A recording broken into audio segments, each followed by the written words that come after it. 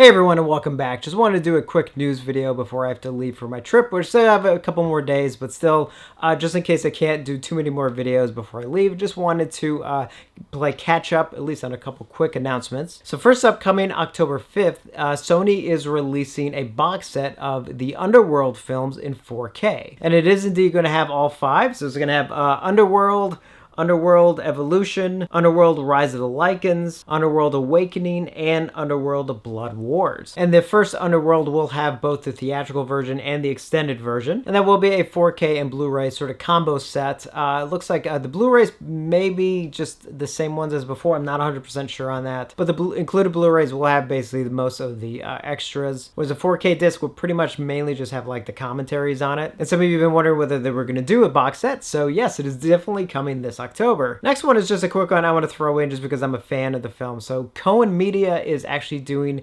a Blu-ray release of the movie On the Yard from 1978. I don't know how many of you have actually seen it. It's actually a film starring John Hurd and Thomas Waits. And Tom Waits, of course, was in John Carpenter's The Thing. It's just a really good film. Kind of one of those that sort of, I think, fell through the cracks. So I'm glad it's actually not completely fallen through the cracks. No release date yet, but it is slated for later this year. And we have two big announcements from Kino. As some of you already know, Kino did announce coming October 19th is a 4K release of Silence of the Lambs. And this is going to have both a 4K disc and a Blu-ray disc. Now, most of the extras are going to be on the Blu-ray. The 4K disc is mainly, I think, just going to have a commentary track. But it is indeed going to be HDR and Dolby Vision. And it does look like it's going to have a 5.1 mix as well as the original 2.0 mix, which is good. Now, it does look like it basically ports over a lot of the MGM extras, but not the Criterion extras, or at least not all of them. So if you have the Criterion release of Silence of the Lambs,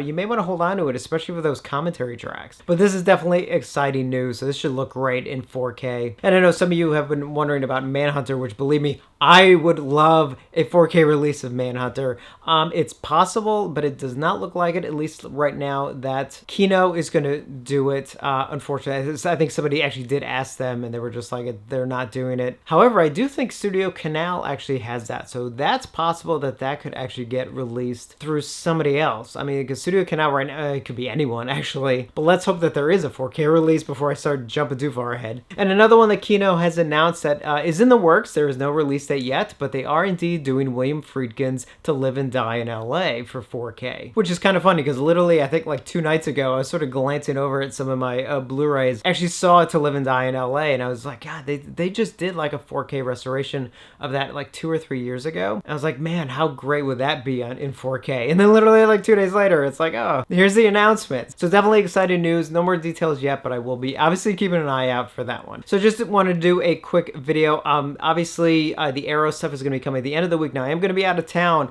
but if there's anything big, I will somehow try and do a video somehow from my hotel room if I can. Now, one possibility that could be announced on Friday could be that we could get a 4K release of Peter Jackson's The Frighteners. So fingers crossed, because the Friday announcements should be their October releases. Now around this time is usually when Scream Factory makes their announcements. Now granted, that is usually in conjunction with San Diego Comic-Con, which obviously they are not a part of this year. Not even though it is virtual, they're not a part of it. But that doesn't mean they may not make announcements. Because remember, even the Halloween announcements, the 4K releases that they just did, those are September. Those are the end of September. So they have not made their October announcements yet. So definitely keeping an eye out for that, and so many possibilities there. So just want to do this quick video on some of these announcements. So as always, thank you for watching, and I will see you on the next one.